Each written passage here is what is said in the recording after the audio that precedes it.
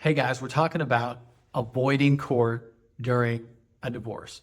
This question comes up from time to time, and the answer is absolutely yes. And a lot of that is going to be dependent on how much the two spouses are going to be willing to compromise. So if you've got folks who you're going to file for an original petition for divorce, one of the first things that you're going to do is you're going to be pushed into what is called the 60-day cooling off period.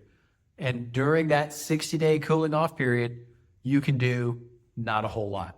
You can exchange some financial information. You can get some information about what the parenting plan may or may not look like. And you can go to mediation and reach a compromise on how you're going to share your children and your fortune after your divorce.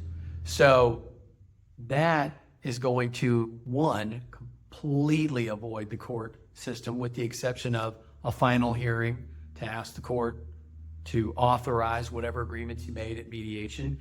And two, it's going to put you and your spouse in the room with somebody usually who's been practicing law longer or close to as long as the judge in your case. And their job is not, like the judge, to make decisions as to who loses and who wins on this, but to give insights as to, you should compromise here because you may not prevail on that request for relief. And you should compromise here because, like I said over in that room, you may not prevail on this issue. So the idea is they're not saying who's going to win and who's going to lose. They're going to try to get the parties to come to an agreement that they buy into together. And those agreements are rarely perfect, and rarely do people walk out of a mediation feeling like complete victory, because complete victory, even at the courthouse, is rare. The thing about that mediation process is, if the goal is to be kind to each other,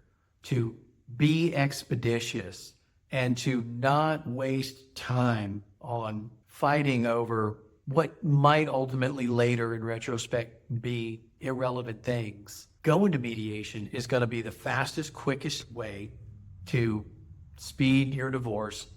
And there were games that we all played when we were children that would skip you to go. Monopoly, Chutes and Ladders, you name it. And mediation literally is like getting that advance to go. You don't get to collect $200, but you speed your case literally to the finish line. You avoid almost the entirety of the legal system. All the hearings are done away with, because when you walk out of mediation and you're successful, you're left with a mediated settlement agreement that literally just needs to be turned into a formalized final order that sets out all the binding terms and agreements that you reached in the mediation. That's gonna be a 1, 2, or 3 page document. Your final order is gonna be a lot more complicated than that. We're winding up.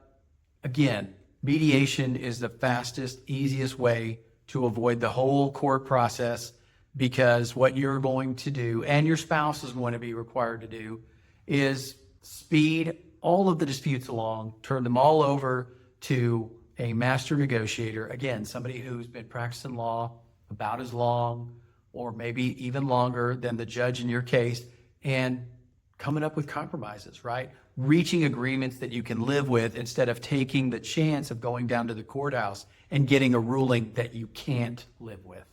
So this is literally like drawing the advance to go card in the game Monopoly and speeding yourself along, because at the end of that mediated agreement, the last 2 or 3 things left to do is to formalize that in a written order for the court, and then any other additional documents that may need to go with it. Are there going to be income withholding orders for child support? Are there going to be any orders related to the division of retirement accounts? But you're literally at the end of your family law case, and you've avoided the court process entirely.